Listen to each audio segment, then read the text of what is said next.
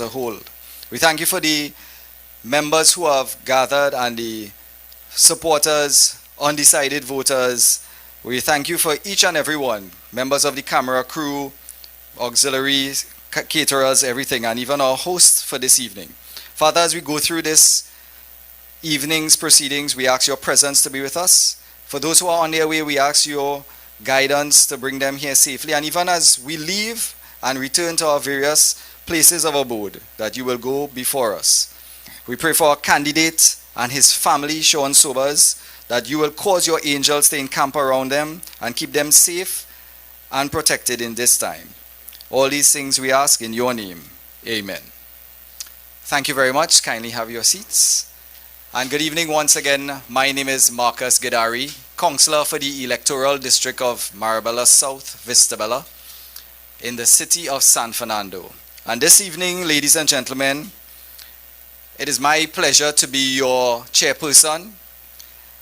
And we have, as usual, a very dynamic and distinguished panel of speakers for not just our listening pleasure, but for our edification in their specific and respective professions to advise us going forward as to how we ought to handle the next 5 years for this nation. And of course, we'll be hearing from our candidate, Sean Sobers. Let me introduce our panel seated at the head table. To my immediate left, or maybe I should start from the extreme left. We have Kevin Ramnarine, our former energy minister. We have next to him seated, for those of you who don't know, our candidate for San Fernando West. Let's hear it for Sean Sobers. And we also have former president of the Senate. Today has been a long day. Mr. Timothy Hamel-Smith, and we'd like to thank you once again, sir. Also, for our panel of speakers that we have some youth that you will hear from this evening, and also our business and activists as well. And as we begin tonight's proceeding, I would like to call on our first youth speaker. She hails from the Upper Sixth Form of Naparima Girls High School, and I would like to ask to come forward Nirvana Maharaj. Let's hear it for Nirvana.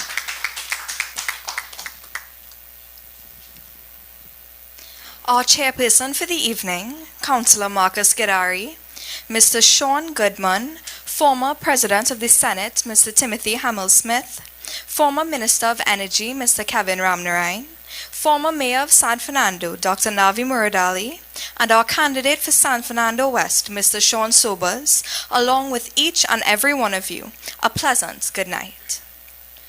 As a newly eligible voter, I was unsure of whom I would lend my support to in the upcoming general elections. But, having weighed my options and read their propositions, there was no doubt that Mr. Sean Sobers was the way to go. Think about it, my fellow youths.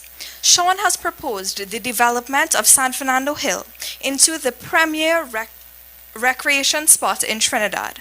Quite the feat, I must say, but envision it. A Ferris wheel ride after dinner on the hill. The perfect Friday night date for you and your crew. I personally have not heard of any proposed projects like that aimed at elevating San Fernando Hill from Sean's opposers. I'm sure that some of you have visited the National Library in Port of Spain, where you may have bought a cup of coffee from the in-house cafe or visited their extensive technology area equipped with computers and gaming consoles for us youths to participate. Thanks to Sean, we could have the opportunity to have that right here in San Fernando, and Library Corner could be restored to its former glory. Like many of you, I have been flooded with stories of my father and his siblings and their childhood, where they would dominate the streets of San Fernando till the wee hours of the morning, roaming carelessly and freely. How great would it be to experience life like that in these times, where safety would be the least of our concerns? Thanks to Sean, we may be able to do just that, since the advanced surveillance technology will be used to make San Fernando a safe city. Imagine not having to look over your shoulder while walking down High Street. Now that is a San Fernando that I want to live in. Lastly, but certainly not least, Sean plans to establish the first government-assisted school for special learners right here in San Fernando. This is by far my favorite proposition because everyone deserves the opportunity to receive a substantial education. And this is something that can be made possible if each and every one of us can cast your votes for Mr. Sean Sobers. My fellow young people, now is the time for our voices to be considered. On election day, vote for the man who will aid in making our youth days worth reliving. Vote for the man who will allow us to have stories to tell, even better than our own parents. Vote for Mr. Sean Sobers. Thank you. Thank you, Nirvana. Thank you so very much. A plea and a request from one of our very own young persons in the city of San Fernando. Now is the time. Vote for Sean Sobers.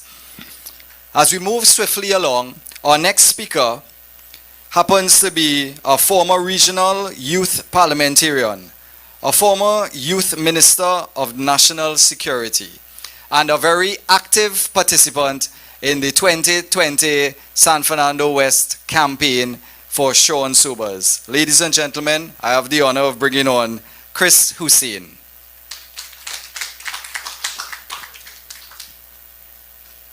Chair and Councillor Marcus Gadari, former Senator and Minister of Public Administration Dr. Nan Ramgoolam, businessman Sean Goodman, humanitarian and activist Viliana Ramuta Singh, former President of the Senate Timothy Hamel-Smith, former Energy Minister Kevin Ramnarain, former Mayor of San Fernando Dr. Navi Muradali, and the incoming Member of Parliament for San Fernando West, Senator Sean Sobers. Good evening.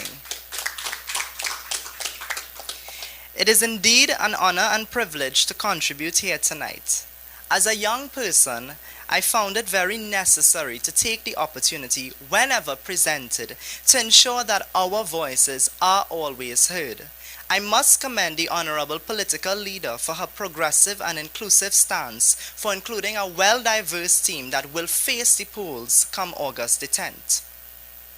Quite recently, I was speaking with one of my schoolmates from high school, and she had an issue with gate. You see, you would have heard about the new gate system, but what this administration failed to speak about was the way that they toyed with gate. I question the Rowley-led government. Why are you targeting the youths? Why? I saw young Vandana posters being pulled down. I saw even young Senator Sean posters being pulled down. And we all remembered on nomination day how the Honorable Dr. Keith Rowley dealt with Miss Marsha Walker. Imagine that. Imagine him. He is the Prime Minister. There should be a certain respect and dignity to that office. I ask, is the Prime Minister threatened by the intelligence of the youths? But what we must compare is the UNC and the PNM, and what do we see? Under the esteemed leadership by Ms. Kamla Prasad-Bissessar, she ensured that every child had a place in a secondary school, and that every toddler had a place in a kindergarten, and that every young adult had a place in a tertiary institution. When I exited secondary school, many of my friends could not afford to stay at UWI St. Augustine due to the distance. What did she do then? She ensured that there was a UWI South campus in Debe for the entire central and southern persons. By doing that, she would have freed up the spaces at the St. Augustine campus and make the students and staff lives easier. But you know, we don't have that anymore because it closed down and it's being used for COVID. Imagine, on the eve of an election, the PNM has brought now a manifesto. Imagine an aspiring political party. They would have known, they would have had the election date in their back pocket. They would have known that the manifesto was due. But worse yet, they just sat down and they gave us this little thing to examine a few days before. And they have the audacity to ask us for their vote come Monday. We say no. We are the employer, and that type of work ethic we reject and we will not employ. As a resident in San Fernando West, I would like to file in the public domain a missing in action member of parliament. The Honorable Faris Al-Rawi has been absent. And there's no excuse for that. There's none. As a resident, I say there's none. And I think everyone here can say we have voted him in, and he has done nothing for the community and nothing for the youths. He works for us, and I think he has forgotten that. He fools no one. We, the people of San Fernando West, have seen the way that he has handled his job. And we leave that explanation missing, just like how he left us. But what I want to speak about is the many flawed pieces of legislation that he brought to Parliament. And you would think that all this time he did not attend our needs as an MP. He would be a better AG, and even that was left, it was left questionable, just like him. But here we have Senator Sean Sobers. Here we have someone that we deserve this type of treatment. And you know what type of treatment I'm talking about? Let me share that with you. During Senator Sobers' campaign, we saw the way that he treated persons. Over 1,000 hampers were given out, and also hot meals. He ensured that he did and encouraged everyone to do their civic duty. He even launched his hotline called 610 Sean, and everyone to this date has been calling in, and they have been getting their stuff, regardless of class, regardless of whatever party affiliation, non-party affiliation. He does not see the people as UNC or PNM. He sees the people as citizens, as the residents of San Fernando West. Senator Sobers have served as an opposition senator for 3 years, where he held the government, and especially the incumbent, whenever he and his government rushed and poorly constructed pieces of legislation. He has also served on many legal clinics throughout the country, and now he is ready to serve us as our member of parliament for San Fernando West. So we really have an easy decision Monday, But for the past 5 years, we have been abused. We have been scorned. We have been neglected, and we have been disregarded. But now is the time. We need to stand up for ourselves and our country. Our country and our democracy is at threat. Now is the time. Now is the time that we vote. We must come out and let our fingers do the talking. On that ballot, we will seal the deal for our future and democracy. I urge everyone to be a patriot, make an informed decision. I thank you all.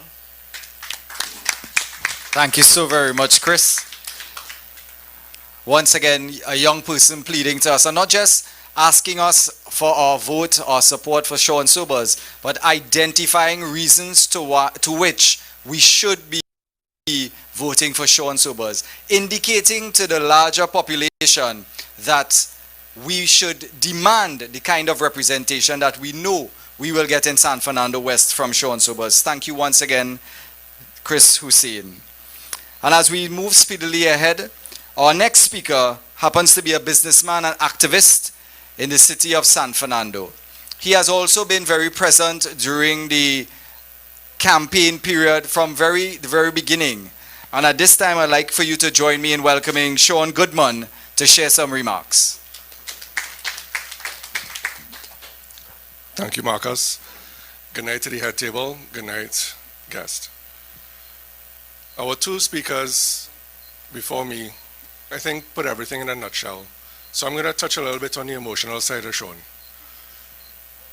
As Marcus said, I joined, the first walk I actually joined was a walk hosted by Marcus. And I met Sean. And from that point, I realized this is different politics. Sean would listen to the residents of each area, take their concerns, and he would not just walk off. He would think about them. He will take his notes, and he will act on them. Most recently, we were walking through Les 4, and we spent about an hour talking to one family, and they have a special needs brother. And this is not unique to that one area. We have encountered many families with special need kids, young adults, and elderly. They have been forgotten. They have been forgotten in our society. Mainstream society does not accept different. What Sean is thinking is a marvelous idea. Starting in San Fernando West, Sean would create an avenue to incorporate our special people into society. The ideal will be to have kids in mainstream school, but it just does not allow for it. So that the construction and the proper management of a special needs school is definitely the beginning of a model that will go through the country. And from this point, there will be no more special needs. Everybody will be accepted. Moving on from that, I would definitely have to say, Sean is 31 years old. I happen to know quite a few of his school teachers in Pres. So I've done my homework. And the man that you see now is the young man that my friends tell me about. This young man is not inexperienced. He knows where he is and he knows where he is going. Together with Sean Sobers, this is the beginning of something positive. Chris said it, we had an absent person. He's putting out an APB, maybe we can find him before Monday. But I'll say this, come Monday, it is our responsibility to support Sean, for him to support us. Sean Sobers for San Fernando West. Thank you. Thank you very much, Sean Goodman. Ladies and gentlemen, we are hearing many sides of Sean. I mean, many areas in which we may not have known about, things that we may not have come to have a first-hand experience with. And tonight, you know, we're really having that opportunity to hear firsthand with respect to various persons and their thoughts with respect to our candidate, as well as his vision for San Fernando West. And as we're speaking about people with vision and persons who would have had that experience, our next speaker was a former mayor for the city of San Fernando. Dr. Navi Muradali has spent many years, all his life in the city of San Fernando. And he has had first-hand knowledge, being the mayor, with what some of the challenges might be for a candidate, an MP, and that sort of thing. But tonight, I want to leave it up to Dr. Muradali to come and share with us some of his thoughts. Let's welcome him, please. Thank you very much. The dignitaries on the table, and I'd like to ask Sean to come forward, please, because I'm just going to mix a little entertainment with this as well, because we are in the city of San Fernando, and we love our entertainment. So Sean, I'm going to play something for you, and I want you to answer the two questions. And if you answer the questions, the people of San Fernando who are looking on will know that you are a true San Fernandian. And I do not want you all to assist him, please. No prompting, please. So my friend, I'm going to play this song.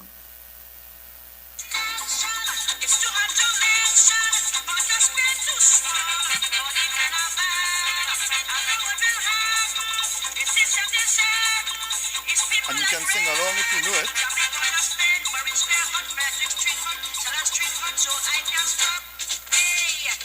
Going down San Fernando, tempo. San Fernando.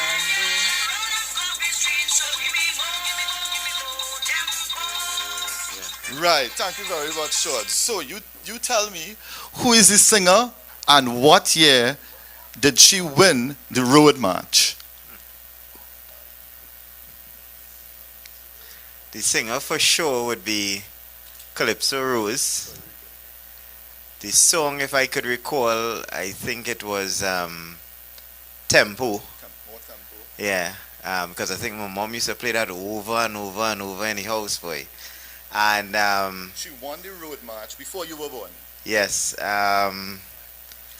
77, I believe it was. Yeah, right? Thank Yeah. you very much. Thank you. So we have a man with tempo here, right? So just on that basis, he knows his history of San Fernando. So let's elect Sean Sobers. My friends, it has been a while since I have been in a political platform.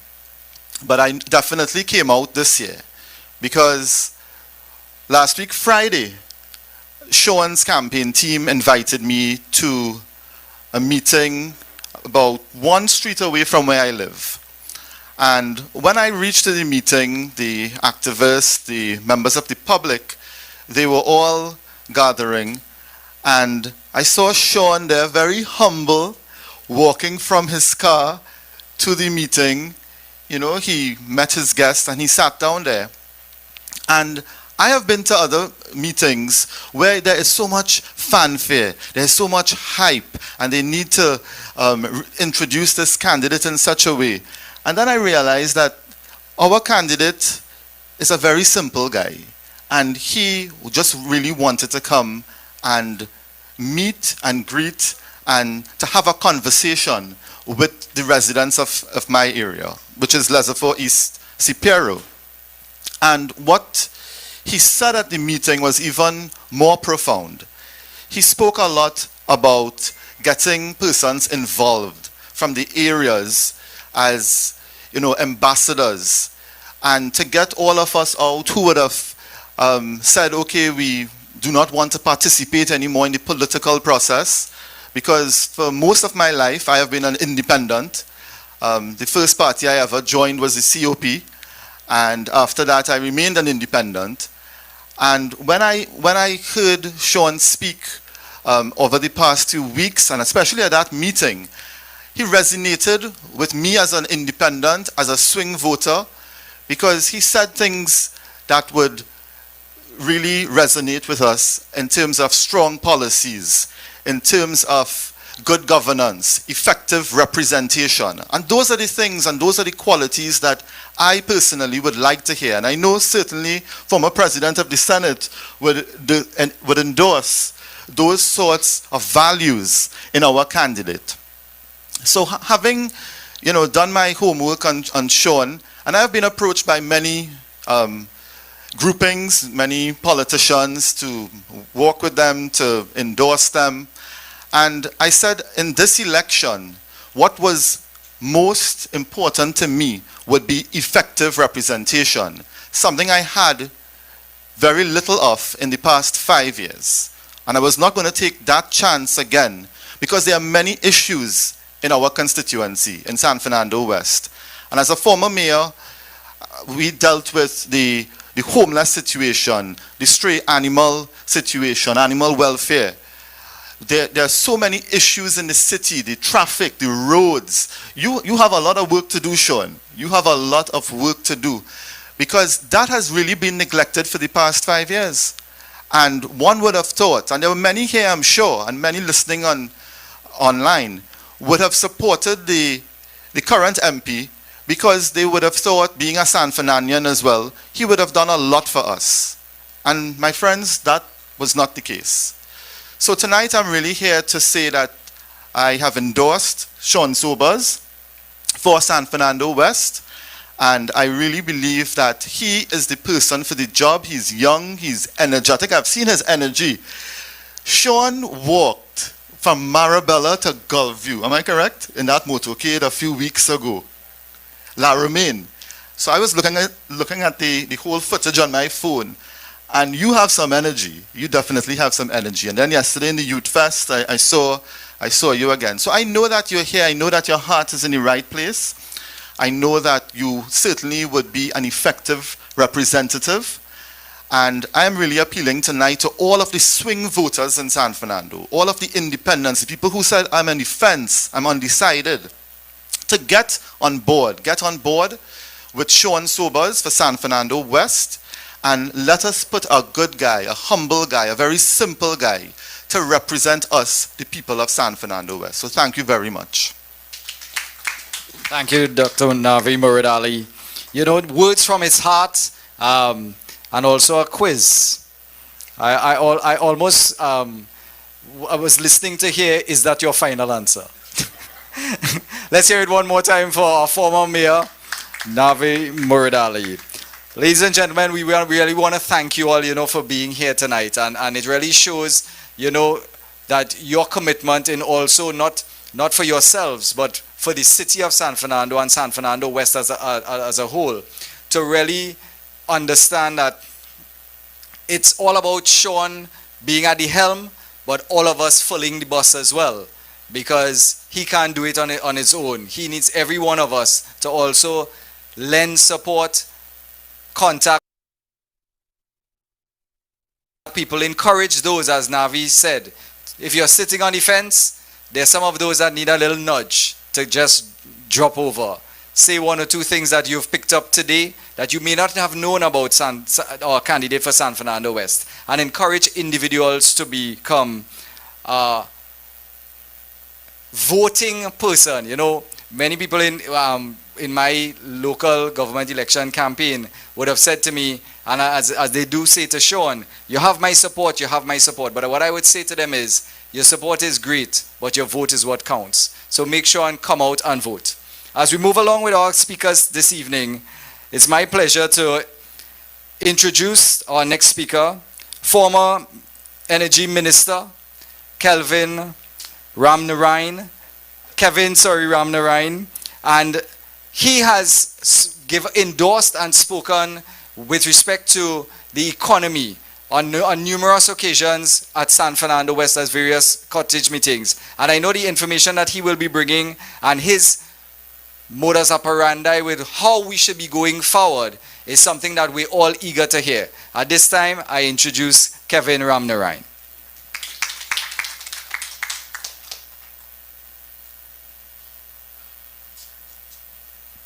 Thank you very much, Mr. Chairman, our distinguished head table, our candidate, Sean Sobers. Distinguished ladies and gentlemen, good night. We have an audience of close to 600 people right now, online. That's about last time I checked. So we have a big online audience, and of course we have the audience here tonight. And this is the 6th time I have been speaking at a Cottage meeting for Sean Sobers. So I think it goes without saying that I endorse his candidacy, and I think he's a fine young man. And I also want to just recognize our 2 youth speakers tonight. Nirvana, I didn't realize you are an upskill, and our friend Chris, who has been with us on more than one occasion. I think we need to encourage young people to be part of the political process in Trinidad, and we must support them, and I hope the families support them too when they venture to participate in the politics of Trinidad and Tobago, because we need that constant stream of talent coming forward.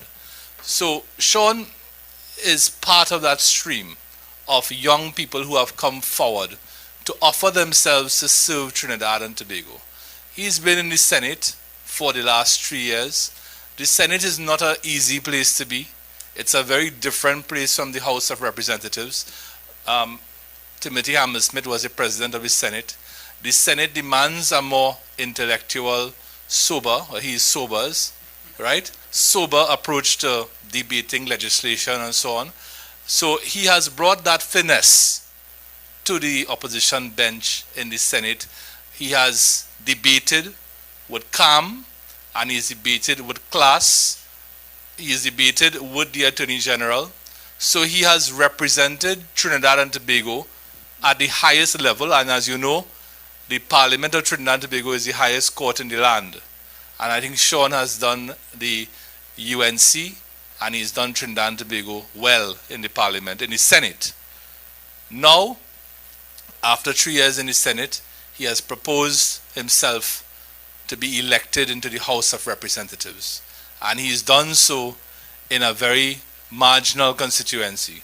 San Fernando West has a great history in the politics of Trinidad and Tobago, going back to 1956, when we had in this constituency here Dr. Winston Mahabir as one of the first members of Parliament of San Fernando West.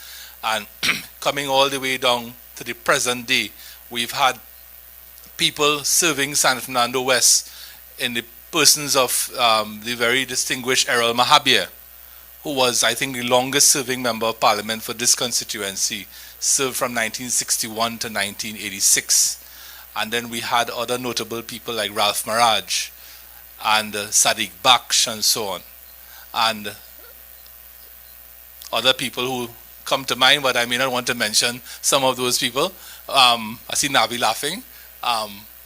So Sean has put himself in that procession of talent that has come forward to represent San Fernando West. And it is not an easy seat.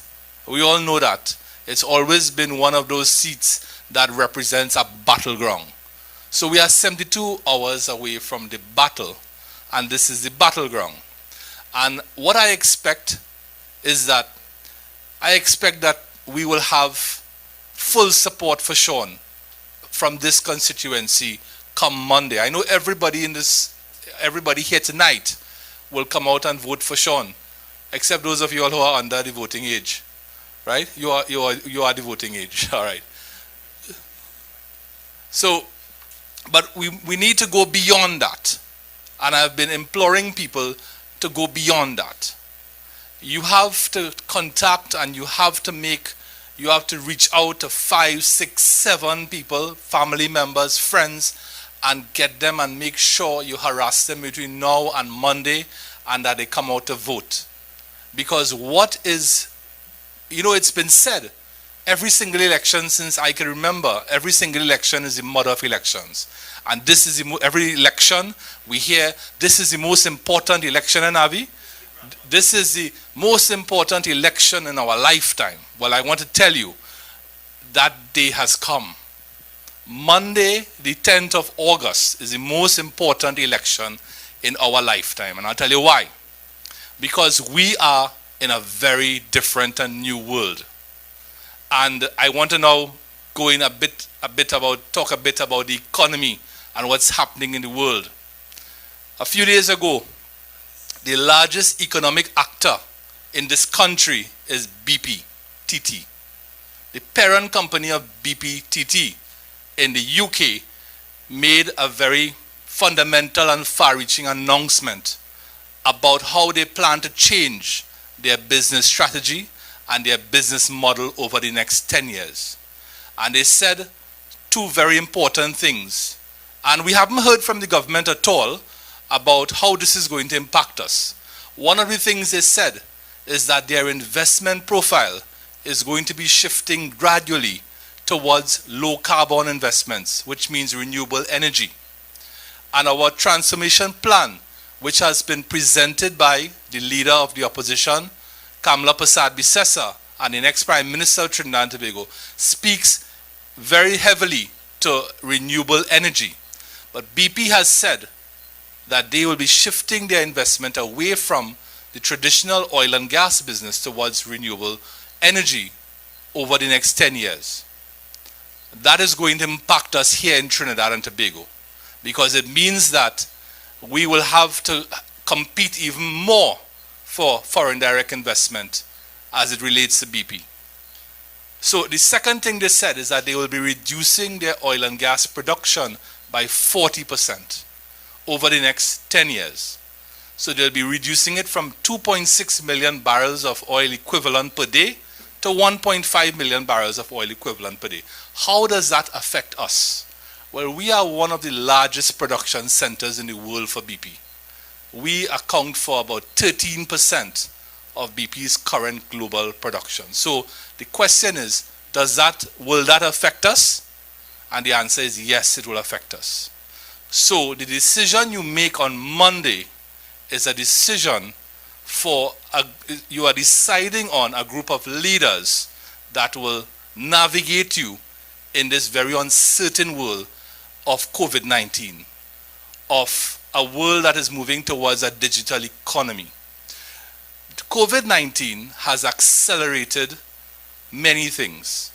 One, it has accelerated the movement to online work. It's accelerated the movement towards online universities.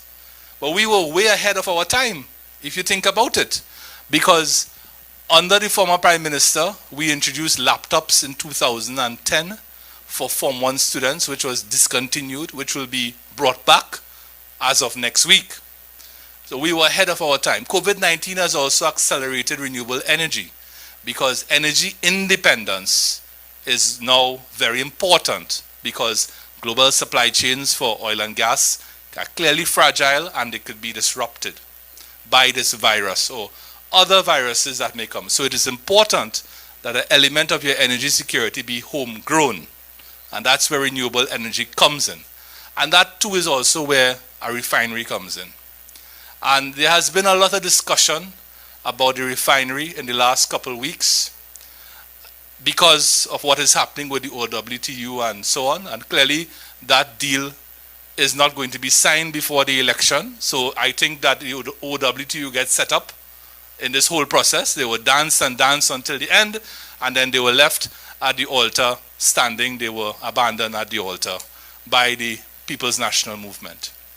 But I have been in discussion with people who I consider to be the best minds in refining in Trinidad, the people who have run that refinery successfully over the years. And they all agree that at the very least, we could restart a part of the refinery to give us some refined product, some gasoline for the country. So it is possible that we could restart a part of the refinery. And even if it is for our own energy security in Trinidad, it is important. Before I sit down, permit me, I don't know how long I have. I could talk all night? Since Sunday night, ladies and gentlemen, to tonight the PNM is in Sangre Grande. I went to primary school in Sangre Grande. For the last week, the PNM, you notice the PNM has been talking about energy. So starting on Sunday night, the Prime Minister had a PowerPoint presentation. I think they are trying to achieve a TED Talk type environment for the Prime Minister. So he has his PowerPoint and so on, and changing slides and so on. And then on Monday night, I think it was Mr. Imbert. He had his TED Talk / PowerPoint presentation. And then they brought the Minister of Energy onto the platform. I think it was Thursday night or Wednesday night. And they've been talking quite a lot about energy. So I thought tonight, given that we have the Ian Alleyne network here and we have such a large online audience, I would take the opportunity, with the permission of the candidate and the head table, just clear the air on a couple key issues which they have been talking about. The first issue is the issue of the fiscal incentives that were introduced by the People's Partnership Kamla Prasad Bisesa administration in 2014. They have blamed those incentives for a fall in energy revenue between 2016 and 2020. They have put up a graph. I have taken a screenshot of that graph. I've sent it to all the experts I know in energy taxation in Trinidad, and they have all come back and they have said that they believe that graph is a fake graph, right? Secondly, the fiscal incentives that we introduced in 2014 were, by the way, supported in Parliament, Mr. Hamel-Smith, by the PNM. It was part of the Finance Bill of 2014, and they voted for it. What those fiscal incentives did was to accelerate capital allowances. What does that mean? We have always had capital allowances as part of the fiscal regime for oil and gas in Trinidad and Tobago. It was introduced in 1992 by the then PNM Minister of Finance, Wendell Motley. I've done this research. What we simply did, was change the phasing of the capital allowances to allow companies to recover their capital investment faster, and that precipitated investment decisions for this country. Those investment decisions have benefited this country in a tremendous way. They have led to discoveries of natural gas in 2017. They have led to the Juniper project and the Angeline project, without which this country would be in a much worse position than it is today. Behind me is Point Lisas. It is looking a lot darker than it normally does, because 8 out of the 20 plants in Point Lisas are down. And a 9th plant would have gone down, the Tringen 1 plant, but the board of Tringen, they announced the closure of the plant, and then they announced that they're not closing down the plant again. I think that may have something to do with the fact that Tringen is 51% owned by the government of Trinidad and Tobago. I don't know. Maybe it does. And now we are being told, those of us in the industry, and some of you are here from the industry, that we are being told that there is a risk that the largest methanol plant in the world on that estate, the M5000 plant, will shut down come September when its contract with the NGC expires. So we are facing industrial Armageddon in Trinidad and Tobago. All this is happening under the watch of Franklin Kahn, Colin Imbert, and Keith Rowley. But they have the audacity to come and criticize the fiscal incentives of 2014, which they supported in Parliament. And because of those incentives, we still have a reasonable supply of natural gas in this country. The second thing which I will deal with is that a few days ago, the Minister of Energy had a press conference yesterday. And the announcement, and you all saw that announcement, 3.2 billion barrels of oil, prospective resources. So the Minister of Energy had this press conference to make this wonderful announcement that this country's, there are 5 categories of reserves and resources: proven, probable, possible, contingent resources, and prospective resources. So he made this wonderful announcement that prospective resources have grown by 774%. And that is coincidentally also mentioned in the PNM manifesto. So when I saw that, well, I was taken aback. I say, well, this is great news. But when I started to dig deeper into that announcement, he admitted that that phenomenal growth in prospective resources by 774% was as a result of the work of one company and its partners in the deep water. Those deep water blocks were awarded by the Kamala Persad-Bissessar-led cabinet between 2012 and 2014. 9 deep water blocks were awarded. In the last 5 years, the government of Trinidad and Tobago has awarded exactly 0 production sharing contracts. And now they come to criticize us. And they say we don't know anything about exploration because they're bright. And we don't know anything about exploration. They know everything. But Franklin Kahn will go down in history as the only Minister of Energy to have never signed a production sharing contract. That is a fact.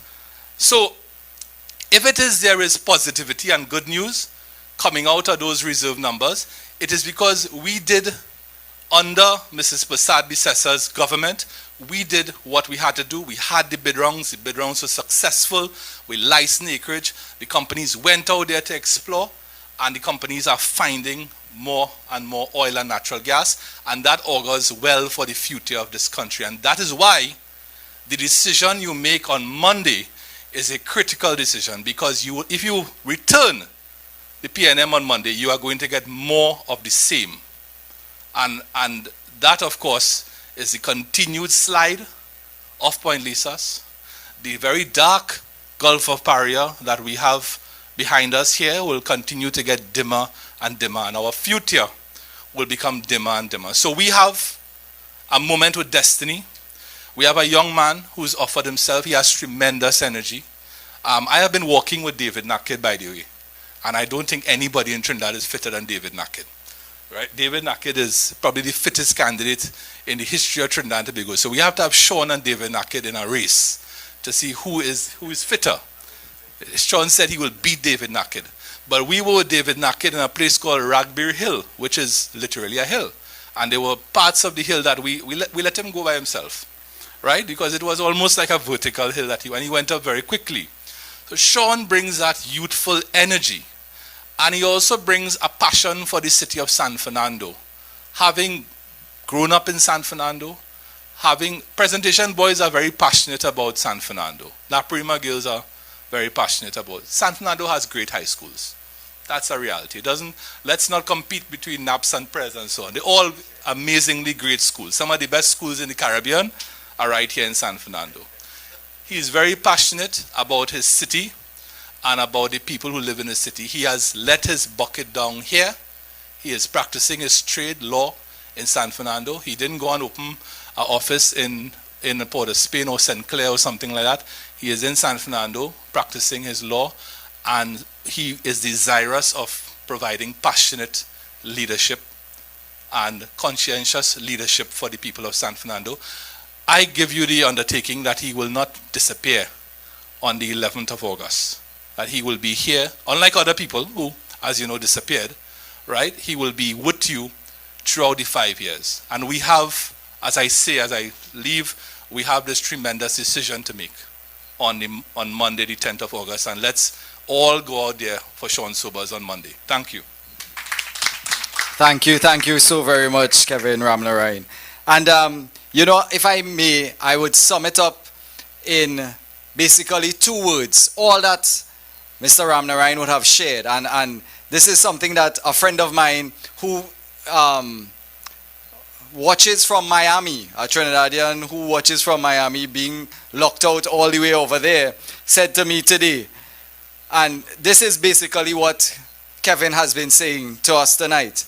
The Rowley administration is a government doing everything to win the next election, but doing absolutely nothing to govern a country. Young people will call it failure thing. And that is exactly what the Rowley administration is doing. Failing us altogether. Thank you so very much, former Energy Minister Kevin Ramnarine. Our next speaker, ladies and gentlemen, is an attorney at law who core practice is in the commercial area, specializes in project and banking financing. He is also a past president of the Senate, none other to support our candidate for San Fernando West, Timothy Hamel-Smith. Thank you, Chairman, and welcome to all those people from San Fernando West tonight. Very glad to be here. And it's been mentioned by our previous speakers that Monday is a critical day. But it's a critical day not because simply Monday is a day for election, but rather Monday will determine what the next 5 years is like. You will be voting in a party who will become the government that will be entitled to govern us for a period of 5 years. So as you make that decision, this is not a single moment in your life. This is a moment that will traverse over a 5-year period as to what kind of governance you will have. And what you have before you in terms of the options is very stark indeed. So you can either choose the bright glow of the UNC and the rising sun, or the dying embers that are fading from the red that is just slowly dying. So that's your real choices before you. And to determine which choice you should make, not just simply relying on the fact that one is glowing and one is dying embers, what one does is look at the past performance of the parties. And one of the things you do, and of course mention was made that the PNM put out their manifesto in the last few days, they struggled to put it together. And if you look at it, you will notice there is not a single word in that manifesto about what they performed during those last 5 years. What was their performance? And as Mariano Brown would say in The Guardian today, the performance was zero. Zero. So the question then is that the government that you want that can produce zero at the end of 5 years to demonstrate why you should put them back in again? Or do you want a government that has shared with you what it not only has done in the past, but what is projected to do in the next 5 years? And as Kevin has told you, the next 5 years will be challenging years. They're not easy years, and therefore it will take a dynamic, innovative, creative party in order to face those challenges. It can't be same old, which of course is an apt description of the PNM. You know, you stir the pot, but nothing new comes out of the PNM. Whereas on the other side, you have a party that understands business. You see, that's the real problem with the PNM. It doesn't understand business. It is why they couldn't understand that sometimes you need to give fiscal incentives in order that you may have gains in the future. Sometimes you have to have relief from taxes in order that you could generate more revenue, not less. But the PNM does not understand that. They only understand tax you and tax you again. So you have that on the broad parameter of how you look at these two parties. And then you can look at the candidates for San Fernando West. And again, it is a very stark choice that you have to make. So you have Mr. Sobers, who, like his name, is very sober. He's straightforward, he's humble, he's trustworthy. He's here with you in San Fernando West through thick and thin. And then you have the other candidate. The other candidate who has disappeared, I understand, lost in action, and that you haven't seen for 5 years until he started to buy shovels in order to open various places that he contemplates will happen into the future. Can you believe? Can you rely upon his word? And so one of the things I think you ought to do is to look at some of the legislation that he has passed. Because it is critical. It is critical if we as a country are to move forward and do better and have business booming, is that the ease of doing business becomes better. So in 2012, our ease of business had become much more competitive than it has ever been in our history.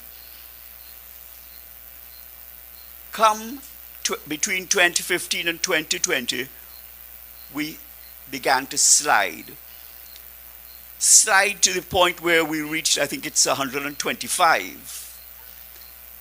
A dismal performance at least. And then I want to show you how to demonstrate that it is going to get worse. I have absolutely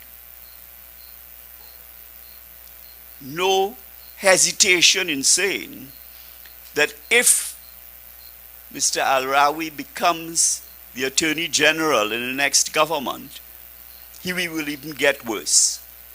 And in order to understand that, just think about some of the legislation he's passed. Because it appears that he has a motto: why do simple if you could do it convoluted and complex and nobody could understand it? If you look at each of those pieces of legislation, you recall the NGO sector, he targeted them. The NGO sector, which offers so much good service voluntarily to the people of Trinidad and Tobago, that put themselves out in order to reach out to the most poor among us. And what did he do? He imposed upon them enormous difficulties. It must have cost the government upwards of 50 million just to put that in place. But the amount of money that each NGO now has to go and spend in order to comply with these regulations is phenomenal. I don't know where they will get the work that they were, the money that for which they were doing the work before. And why was it necessary? He said that there were one or two institutions that sent money to ISIS. So what do you have to interfere with the 2,000 NGOs for, when all you do is the police engages forensic people to trace the money and pick up the people who sent money to ISIS? But instead, he's locked down. And that's what the PNM are good at. I must give them that. They understand how to close down things. I mean, how many energy places got locked down? Closed? So 8-point recess. So of course you close down Petrotrin. 8-point recess. You literally closed down the whole of Trinidad. Which means, of course, they had good practice when it came to COVID, to close down for COVID. Because that is all they do, close down, and close down again. And here is legislation being imposed on people needlessly, to make business more difficult, to make sure, presumably, that business closes down instead of getting better, instead of growing and becoming more dynamic. So the NGO was one factor. If you look at what he's done regarding beneficial ownership, I don't know if any of you have had to fill out the forms. We in the Law Association told him, pointed to how simple it was to introduce the beneficial ownership. Nobody's against that, but he had to do it convoluted. And so I'm sure if you've ever experienced it, you will see the numerous forms that you have to fill out. The amount of time, they don't understand, the PNM do not understand that time is money. So if you distract yourself in having to do all this work, then you are wasting the time where you could have focused on your business. And so business dies under this sort of imposition by the PNM, because the ease of doing business becomes more and more bureaucratic, more red tape, more burdensome with each passing day under a PNM administration. And then the third, and there are many, I understand that the candidate for San Fernando West on the other side maintains that he passed more laws than any other attorney general in Trinidad and Tobago. And he's probably right, but a lot of bad laws that does not serve the people. Because when you see a law, the first question you have to ask yourself, what is the problem? What is the mischief that you seek to overcome by way of this legislation? And so recently he introduced some land law, which has no purpose whatever other than to make your life more difficult. If you own land and intend to sell land or buy property, you're going to find, if that legislation is proclaimed, because it's passed already, you will find yourself in a quagmire. It's an earthquake waiting to happen. Kind care of Mr. Al-Rawi. That is the kind of legislation. And if you go through every one of them, well, we could spend a long time, because he did pass a lot of legislation. But all of it is as convoluted, as complex, well, perhaps he's giving lawyers work to do, and giving the courthouse more burden to undertake. Maybe that was the intention, I don't know. But we have gone backwards. So when Monday comes, you can make a decision. Do we want to go backwards, or do we want to go forward? That's a crucial question. That's what you have to ask yourself. Because a vote for the PNM is a vote to go backwards. Backwards as Kevin has mentioned, back into Armageddon. That's where we're heading, unless we have a government which understands business, because it is business which will be the driver of this economy.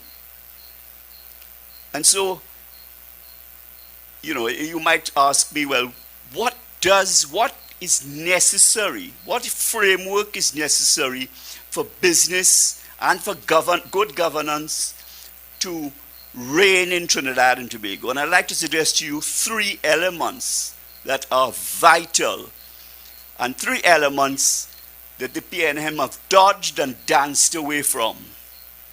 Procurement legislation. 5 years ago, the legislation was passed. And when it first came in 2015, Mr. Imbert tried to make amendments to it which would have made nonsense of the entire legislation. If you remember, they wanted to take out government to government, and they wanted to take out that if you sell in government land, you shouldn't have to follow procurement rules. That's what they were doing. And because they didn't get away with it, 5 years have passed. It has not been proclaimed fully, and it has not been implemented at all. And so you got a decision just recently where in the regional corporations were trying to give all of them, instead of using the Central Tenders Board, which is really still with us, they wanted to the Southwestern, I think, Regional Health Authority was due to be the person who would, or the entity that would give out these contracts. So that's what we're faced with. We're faced with more and more difficulty, more burdens being cast upon us. But procurement legislation levels the playing field. And the PNM obviously don't want to see a level playing field. That's what we need. That's what we need in Trinidad and Tobago in order to end the corruption that moves from the top to the bottom. So yes, many of us talk about crime that is murder and other activities which have brought us to the point of despair. But in fact, it filters down by starting with white-collar crime. And that's why you need procurement legislation. And then you also need to have party financing. Well, the government promised it 5 years ago. And 2 weeks before the election, they laid it in Parliament, knowing that it would never become law. And it's not a bad model. There's some things that can be improved. I bet you another 5 years, if PNM are there, would pass, and it would not become law because they don't want it. And the third piece of vital legislation in order for Trinidad and Tobago to become better, to progress, to allow business to succeed is fiscal responsibility legislation. You see, fiscal responsibility legislation creates a framework under which the government operates its business. I don't know how many of you know that the government accounts on a cash basis. So they run in a parlor. I could move cash from here to there and anywhere because it's a cash basis on which our finance is done. There are international financial standards for governments that need to be adhered to. You need to have targets. And if you look at the UNC manifesto, you will see they have set themselves targets for GDP, for inflation, for debt to GDP ratios. These are things, unless you have these frameworks within which you agree to abide, then anything can slide. And if you don't know where you're going, you don't have a target, then any road will take you there. The PNM road will take you there too. But do you want to go on the bridge to nowhere, Or do you want to go on the bridge that presents itself to you on Monday that will lead you through the UNC to better governance, to productivity, to jobs, ultimately to happiness? Because that's what all of us want at the very base level. We want to be happy, but we can't be happy with the drudgery that hangs around our necks in the form of a PNM. And so when Monday comes, you have the opportunity, more than the opportunity, you have a debt that you owe to your children and grandchildren to make sure the right choice is made on Monday. And I believe there is only one choice. And in San Fernando West, the choice is Mr. Sean Sobers. I ask you to support him. Thank you. Thank you very much, Mr. Hamel-Smith. And the three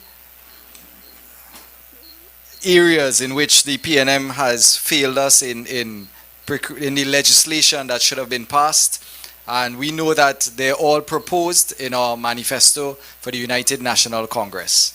Ladies and gentlemen, the moment we've all been waiting for. Our keynote speaker, candidate for San Fernando West. Ladies and gentlemen, please join me in bringing on Senator Sean Sobers and our next MP for San Fernando West. Thank you. Good night, Councillor Marcus Gadari, Chair for this evening's proceedings. Mr. Timothy Hamel-Smith, former President of the Senate of the Republic of Trinidad and Tobago. Former Senator Kevin Ramnarine, former Minister of Energy under the People's Partnership Administration. Former Mayor of San Fernando, Dr. Navi Muradali. Mrs. Nam Ramgulam, former Ambassador for Trinidad and Tobago as well too, and all other guests who are seated here within our crowd, the listening and viewing members of the public as well too. Good evening to you all.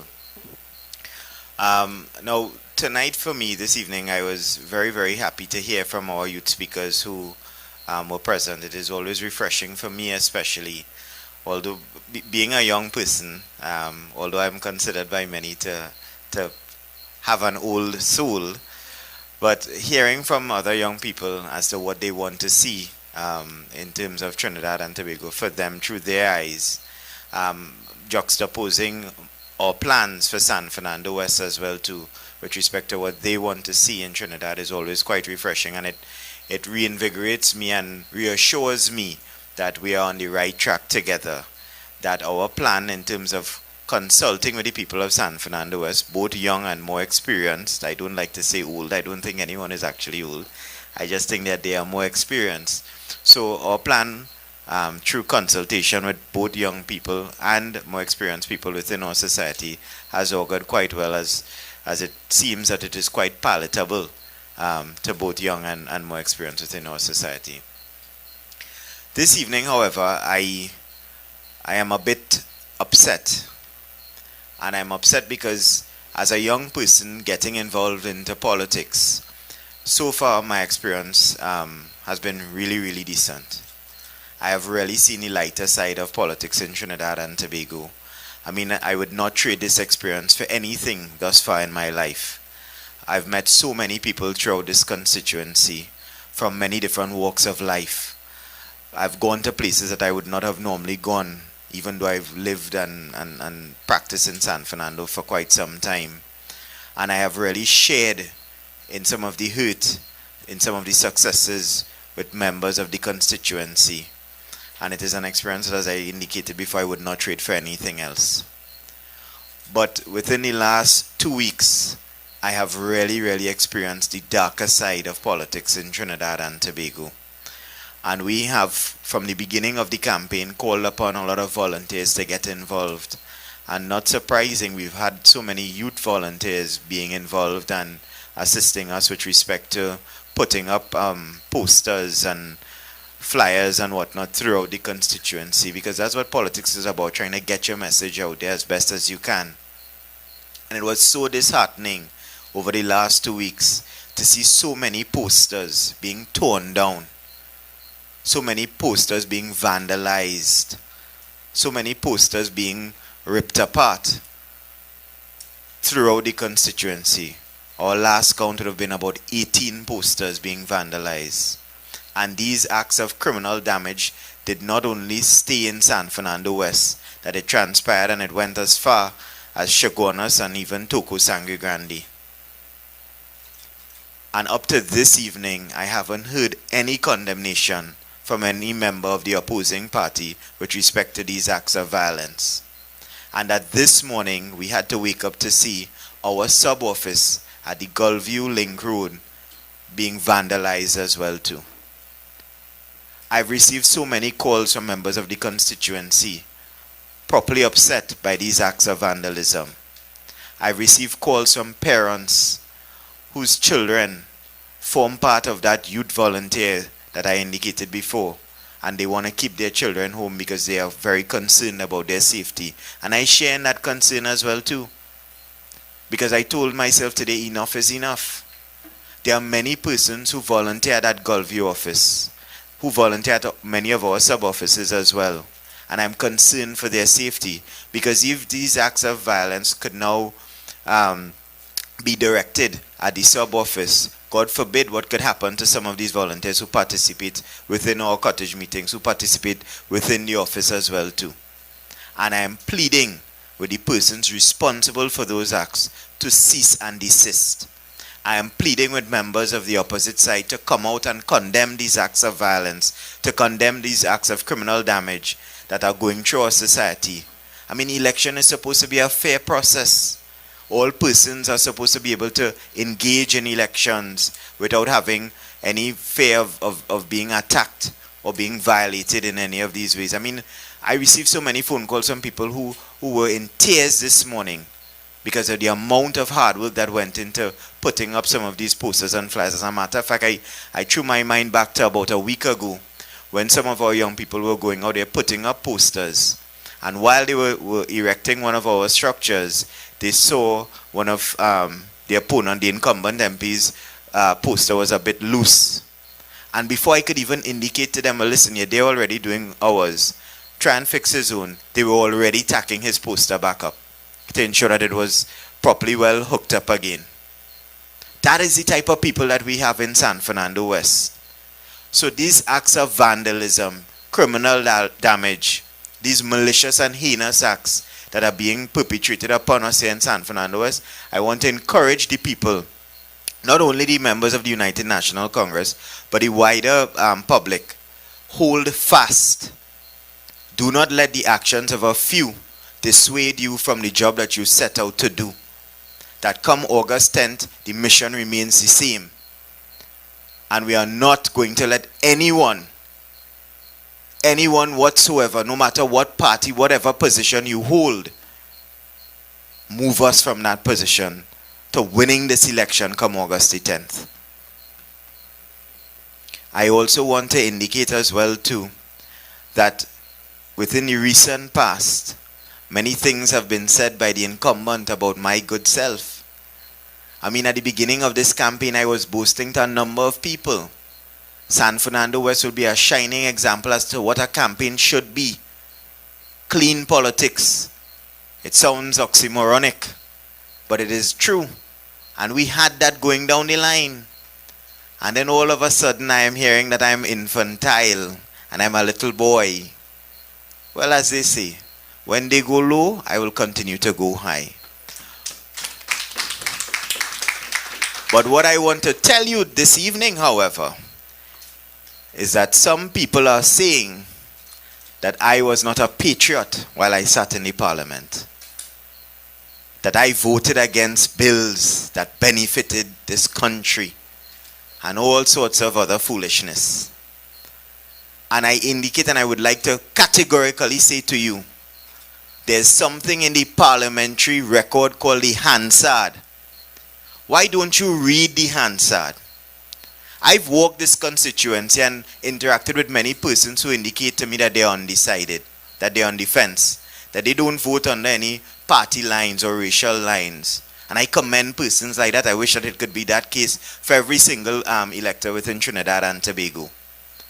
And when I ask them, and I tell them actually, I am a young person who engaged in politics because I really want to put country first. That the colors that I am concerned with are not yet red and yellow, but red, white, and black. And I asked them point blank, have you paid attention to my contributions in Parliament? And all of them indicate, yes. We listen to you. And we appreciate that you, in some instances, when necessary, you support the government. You lend your voice, objective criticism, constructive criticism, to make the bills better, to augur for the benefit of the people of this country. They've said that to me. So anyone saying anything to the contrary, I call upon them, bring the proof. Demonstrate it in the Hansard. You yourself were the benefit of my voice, supporting you in some instances against my own party, in some instances against the independent senators. But yet now, at election time, you choose to say something different. The dishonesty is so glaring that some of the times that you've indicated that I spoke out against you on those bills, it's so sad. The reality of the situation is that I was not even in the Senate. I was not even appointed a temporary or even a permanent opposition senator then. Do not allow yourself, Mr. Incumbent, do not lower yourself. I still call you a decent guy. Don't allow petty politics to change that about you. Or is it that I am the only one now seeing this? We started something clean. Let us end it clean as well. Let us end it clean as well. I continue to walk. I continue to consult. Because that's the only way we're going to grow. That's the only way we're going to actually be able to deliver to the people of this country. No matter what party you support. I remember growing up and asking my mother when I saw the MP's office, if this person is attached to a particular party, why isn't the office painted in those colors, red or yellow? And she told me, when you're elected, you're here to serve every single person in the constituency. Party colors and politics should never matter. And it is with those words that I move my efforts towards making San Fernando West a much better place. It is with those words that my drive to incorporate as much as I can, from as many as I can, our plans for San Fernando West. And that's why I constantly indicate that those plans are not my plans. Those plans are for the people. They came from the people of San Fernando West. They've been by the people of San Fernando West. That every time I receive a phone call from a member of the constituency, they can indicate to me, you know, I had this problem. For example, I'm concerned. September is coming up. I have this book list to sort out. I have my child's uniform to get, stationery to get. I don't know where I'm getting the money from. I was just laid off during COVID, and the list goes on and on and on. And I tell her, I said, ma'am, you looked at the manifesto? I flipping through, well, right, look at the back page. Every August, we are going to have a back-to-school drive in this constituency. So persons like yourself, who can't find the money to sort out your book list, who can't find the money to deal with your school uniforms, who can't find the money to deal with your stationery, we are going to help you. Your adolescents or your kids that are stuck at home during the August vacation, who are looking for a job, we're going to create this thing called the Jobs Bank. We're going to link with all the businessmen within the community. We're going to post up all these jobs within the constituency office. We're going to do the resumes for you. We're going to link you with the jobs. You're going to be employed. We're going to have events within the community to keep me tethered to you. We're going to have the street jam again. We're going to bring scouts from universities away to see our kids play. Offer them scholarships through academia and sports. We're going to change things in San Fernando West. It is not about talking about some waterfront and some big billion. We don't have the money for that. What we do have is your ideas, the ground ideas, the bread and butter issues that we are going to address, that have not been addressed through successive administrations, but they're going to be addressed now. Because you're going to get an MP who's going to be concerned about those issues, who are going to advocate for those issues and deliver most importantly to you.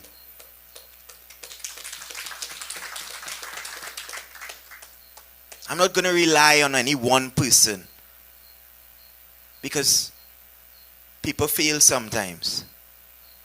And that's why I spoke about launching the San Fernando West app. So I'm going to keep myself connected to the community through this app. You're going to tell me what your issues are, and we're going to address them. We're going to transform the MP's office into an action-oriented space. It's not just going to be about tea plates and coffee and old talk. You're going to come into that office with a complaint, and we're going to have a member of those state agencies present. You're going to go directly to them, and the office is now going to be transformed into a proper action space where we could follow up on those issues and ensure that you get relief. Tangible delivery. That's what an MP is supposed to be about. And for the first time in a long time, we're bringing it right back to the people. San Fernando West being that pivotal pilot space where we'll demonstrate that to the rest of Trinidad and Tobago, what a constituency office should look like.